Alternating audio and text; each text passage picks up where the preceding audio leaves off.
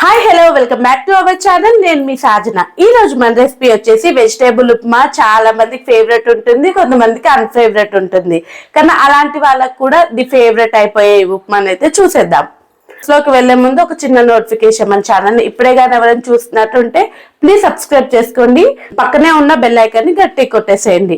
ఇప్పుడు ప్రాసెస్ లోకి వెళ్ళిపోదాం. ముందుగా అయితే కడాయిలోకి అయితే కొద్దిగా ఆయిల్ తీసేసుకొని సన్న రవ్వను అయితే ఇందులో అయితే యాడ్ చేసేసుకొని మంచిగా అయితే ఫ్రై కానివ్వాలి. ఇలా మంచి ఒక లైట్ గోల్డెన్ కలర్ వచ్చింది అని అంటే మనకి ఉప్మా రవ్వ ఫ్రై అయినట్టు. ఇలా ఫ్రై అయిన దాన్ని అయితే పక్కన తీసి పెట్టుకొని అదే కడాయిలోకి అయితే ఇంకొద్దిగా అయితే ఆయిల్ యాడ్ చేసేసుకోవాలి. ఇక్కడ మీరు గీ కూడా యాడ్ చేసుకోవచ్చు. నాకు ఉప్మాలో గీ ఫ్లేవర్ నచ్చదు కాబట్టి యాడ్ చేయట్లేదు.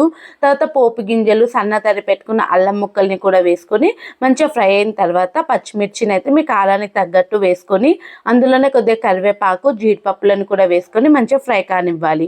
ఇలా ఫ్రై అయిన దాంట్లో అయితే సన్న తరి పెట్టుకున్న ఉల్లిపాయలని కూడా వేసుకొని మంచిగా అయితే ఫ్రై అవ్వాలి. ఉప్మాలో ఏంటంటే ఉల్లిపాయలు ఎక్కువ ఫ్రై అవ్వనక్కర్లేదండి, లైట్గా ఫ్రై అయితే సరిపోద్ది.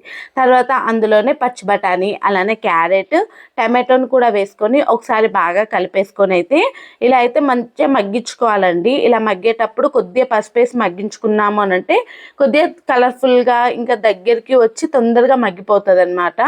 ఇలా మంచిగా మగ్గించుకున్న తర్వాత మనం ఏ కప్పుతో అయితే రవ్వ తీసుకున్నామో అదే కప్పుతో ఏంటి 3 నుంచి 4 గ్లాసుల దాకా వాటర్ అంటే ఏ కప్పుతో తీసుకుంటామో అదే కప్పుతో 4 వేసుకుంటే సరిపోతుంది. నేను అదే కప్పుతో 3 వేసాను కాబట్టి దాంతో అయితే నేను 9 కప్పుల దాకా వాటర్ తీసుకున్నాను. ఇలా వేసుకొని అందులో కొద్దిగా కొత్తిమీర, ఉప్పు వేసుకొని మూత పెట్టేసి అయితే ఇలా మరిగించుకోవాలి. ఇలా మరిగించుకున్న దాంట్లో అయితే మనం వేయించుకున్న రవ్వని ఉండలు లేకుండా మంచిగా నీట్గా కలిపేసుకుంటూ చేసుకోవాలండి.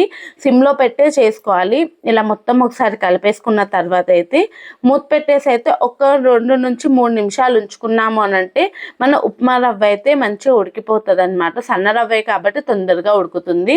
ఇంకా మన ఉప్మా అయితే రెడీ అయిపోయింది. చూసారు కదా ఎంత టేస్టీగా, ఎంత కలర్ఫుల్గా ఉందో. చూస్తేనే టెంప్టింగ్గా ఉంది కదా.